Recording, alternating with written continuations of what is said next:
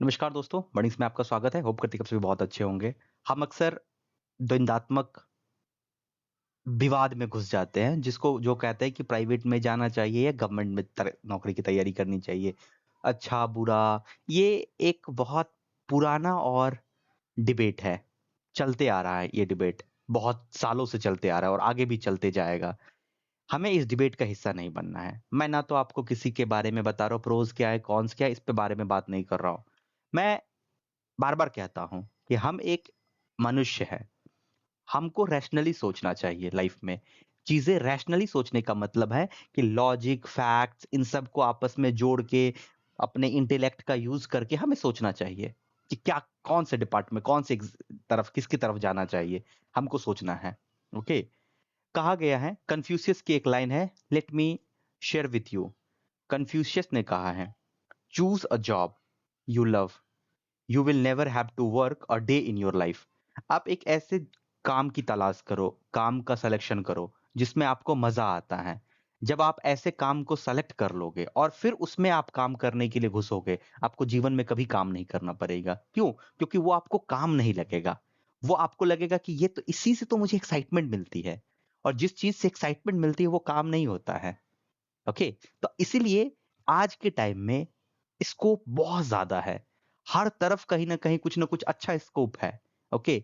हमको बस आइडेंटिफ़ाई करनी है कि हमको किस किस तरफ जाना चाहिए। ठीक है? क्यों? ये क्यों ज़रूरी है? ये बहुत ज़्यादा ज़रूरी है। प्राइवेट्स, गवर्नमेंट इन सब के चक्कर में नहीं फँसो। कौन अच्छा है, कौन बुरा है, ये सब के चक्कर में नहीं फँसना है। बशर्ते एक सबसे इम्पोर्टेंट चीज़ जो है, अगर आप एक ऐसे माइंडसेट के स्टूडेंट हैं जिसको जॉब सिक्योरिटी चाहिए, तो आपको गवर्नमेंट सेक्टर में जाना चाहिए, चाहे जैसे भी जाओ।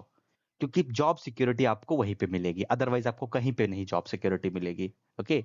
तो अगर आप एक पीस ऑफ द माइंड सोचने वाले लोग हैं कि नहीं, एक बार तैयारी करके जाऊँगा, अब उसके बाद कोई मेहनत नहीं करूँगा, तो आपको गवर्नमेंट जॉब में जानी चाहिए।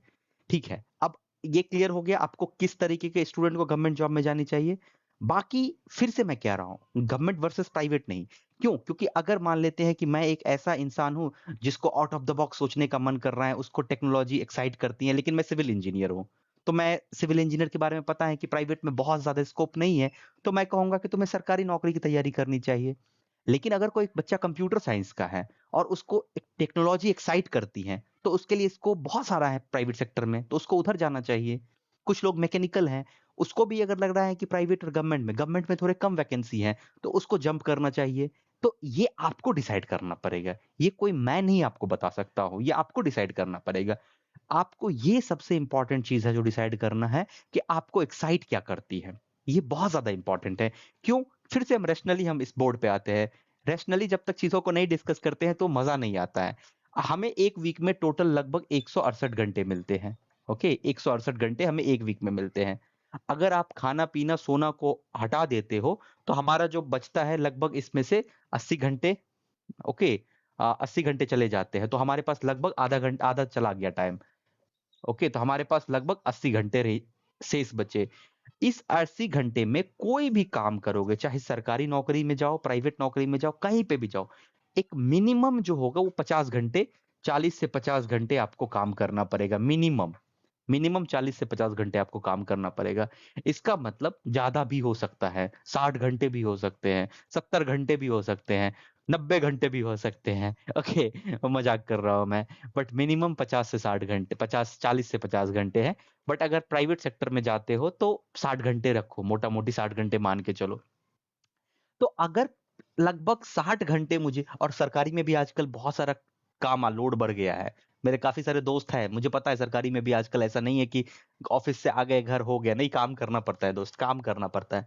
लगभग 60 घंटे मान लेते हैं हमको, इस 80 घंटे में से 60 घंटे हमको देना पड़ रहा है 1 वीक में।